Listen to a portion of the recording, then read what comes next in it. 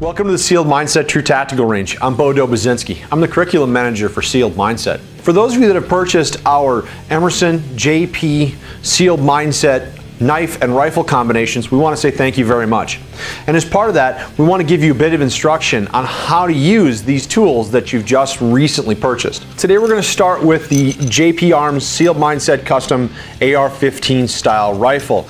And before we begin any firearms training, we always want to make sure that we have a short safety briefing. Whenever you're training in an environment, ensure that the firearm is completely unloaded and cleared. You should do that not only through manually going through, unloading and clearing the weapon, but you should also visually inspect. If you can't see, use your finger, put it inside the chamber, make sure there's no rounds inside of the chamber. The next element is we need to cover our rules of safety. Sealed Mindset only has 3 rules of safety, and regardless of the firearm that you ever pick up, those rules will apply. They also apply whether or not you're on the range, on the street, or in your home. Our first rule of safety is called muzzle awareness.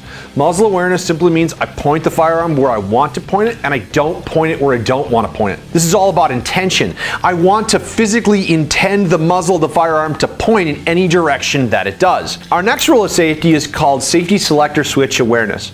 Now, safety selector switch awareness is based on this safety selector switch that you see here. On this JP15 rifle, it's actually ambidextrous, so you have it for a left-handed shooter as well. With a rifle like this, we also want to make a conditioning in our brain.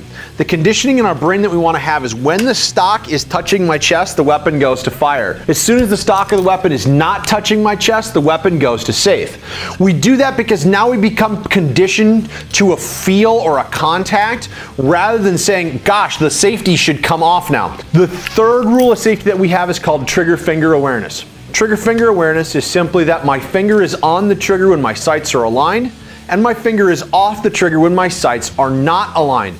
Now, with any firearm, there are only 2 places where I can have my sights aligned. Place number 1 is that I have my eye, my sights, all in one straight line. If I have those things in a straight line, my finger can go to the trigger. As soon as I don't have those things in line, my finger should come off the trigger. When I'm looking at something like a rifle here, my finger off the trigger is actually here along the magazine well. I don't want it to be floating off to the side, sticking underneath, or hanging out inside of the trigger guard.